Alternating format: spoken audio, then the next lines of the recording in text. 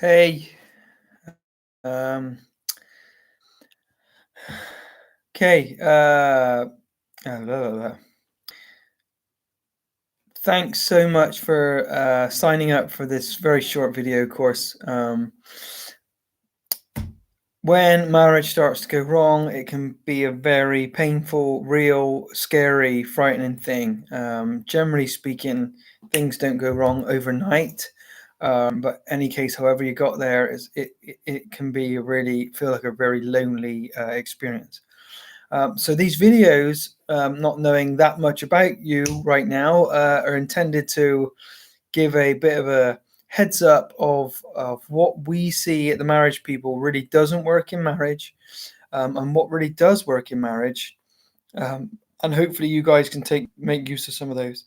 There are 3 videos in total, so it'd be great if or helpful even for you to watch all 3. But yeah, we'll just entirely leave that up to you. So the first topic then is what do we really say to our partners when we married them? When people begin to work with us, they've experienced either a difference in what they were expecting or hoping for when they married, or the promises that were made to them, either spoken verbally, or expressed in some way, haven't been fulfilled. And so we just get into this place where we just can't help but feel lied to. And people don't really know what to do next to bring about the kind of marriage that they were really hoping for.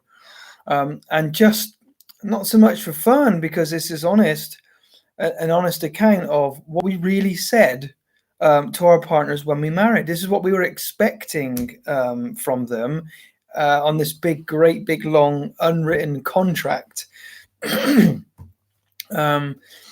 Here are some of the things that we've listed. Here are some of the problems that we've helped people deal with that they didn't even realize they had. I promise to make you happy always. I promise to make you safe always. I promise to be everything you ever want from a wife or husband sexually always. I promise to never argue or embarrass you or make you feel stupid. I will look at you like I have seen you for the first time forever. I will listen to you like I did on our first date. No TV, no phone, no iPad will ever come in between you and I, even when I come home from work and I've had a difficult day. My anger will be manageable. I will never manipulate you with my victimhood to get you to do what I want you to do, and trip you into doing that.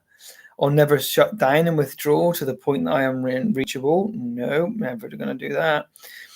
We will always calmly and rationally and lovingly talk through our problems and never go to bed on a bad feeling. Having children will not change me, not one bit. And I promise to be a near on perfect parent.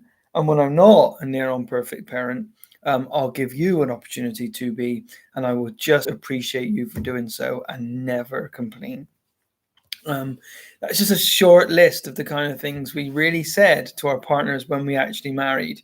And we didn't really know that was happening. We didn't really know we were signing up for that. And there were more. I'm sure you've experienced some or some others in your own personal relationship. What does a successful marriage look or sound like? 2 independently happy people both making an independent choice to be together, not manipulated to, not dependency, not I want your security, I want your sex, I want your this, I want your that, because that's what I get in return. I'm making an independent choice to want to be in a relationship with you.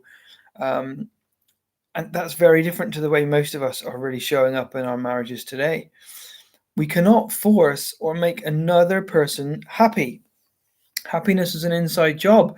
Just like if you want to get fit for the London Marathon, you might already be fit for the London Marathon, assuming you're not. And I go out and do training for you, and I diet for you, and I do the hard yards to get in shape for the marathon, and you do nothing. How fit and ready are you going to be for that? Like 0. So largely, our happiness is our work. I cannot make you happy. I cannot make you unhappy without your permission. Now, our partners can contribute or detract from our happiness, but largely it's our responsibility. We can listen to what our partner is expressing behind the words. Guys, I know we find that really difficult, but there is a way. You just haven't been taught yet. We can communicate. We communicate what we want clearly at all times, making requests clear and specific. Don't go demanding stuff. It just doesn't work. We resolve conflict quickly and let it go without resentment. Yeah, that's hard, huh? Learn how to make our partners our number one priority. This was one of the single biggest changes that we made in our relationship, that my wife Kerry is my number one priority at all times. Even if I have other responsibilities to attend to, we talk constantly about how to ensure that she feels like or is my main priority when we're making choices, even if I have to be away from home and go and be of service to others. If either partner asks to attend counselling, you do so willingly and pay happily. We tell the truth about ourselves, our part. We own our part in the screw-ups, in the mistakes, in the arguments, in the bickering. We take personal responsibility for our part. And we always see that we've got access to multiple choices, always. And we have been teaching people for some time now how to incorporate a solid foundation into their marriage, and you can too. Without a two-way dialogue here, it's very difficult, but here are some questions to help you start to unearth some of this stuff that really needs to be looked at if you want to have a successful marriage going forward. So, what was I expecting from my husband or wife when we married? What does your list look like, right? Where am I not doing what I promised to or have stopped doing compared to when we first got married?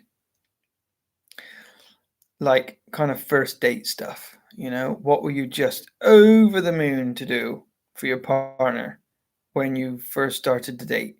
And that just feels like a distant memory. What were those things? Just list them. What is disappointing you right now in your marriage? Be clear.